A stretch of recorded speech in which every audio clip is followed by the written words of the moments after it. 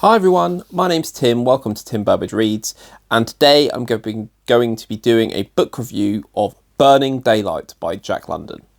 So this book came out in, 1910, 1911, something around that period, so over 100 years old, and surprisingly, I read somewhere that this was actually the highest selling of his books whilst he was alive.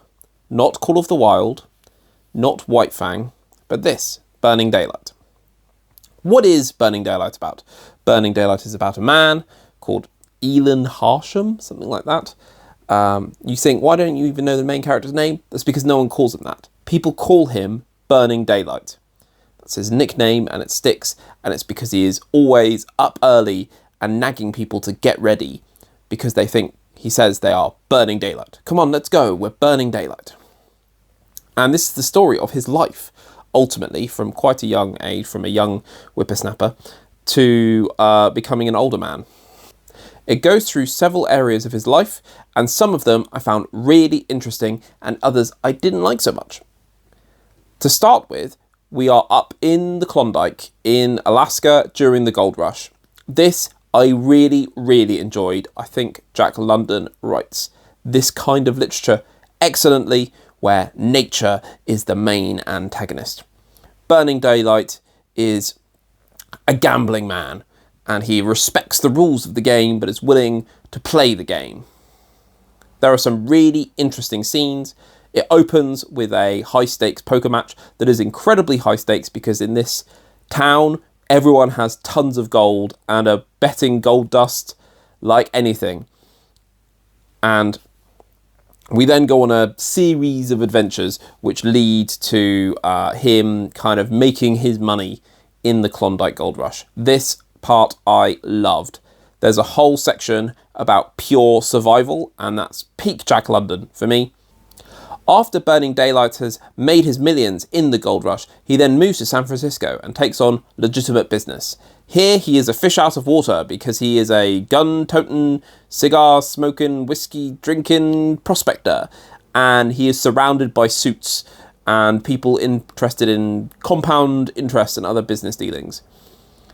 He suffers a bit at the start and then uses his wits and wiles to make even more money and become more successful and win at this game that he is gambling in. This part of the book I honestly found less interesting than the Klondike Gold Rush part, but it was still an enjoyable read because you had the fish out of water aspect of Burning Daylight in with all these suits.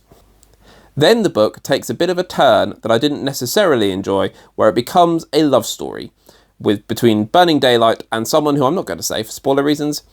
And I really, really didn't enjoy this because Burning Daylight doesn't take no for an answer. Some view it as stick-to-itiveness, others I would view it as harassment.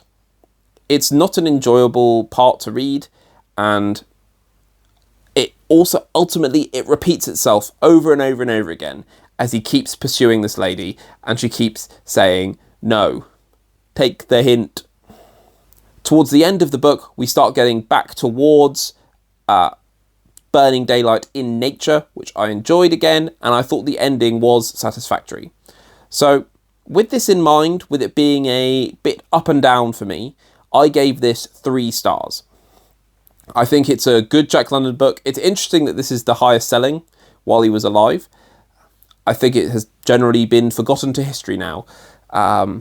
I think some parts of it are excellent, other parts I did not enjoy as much. So I think 3 stars is a fair rating. Did I enjoy reading it? Yes. Would I recommend it to people to get into Jack London? No. So that's my review. Let me know in the comments below what you thought. Please give this video a like and subscribe, and I'll see you in the next one. And get out of my house!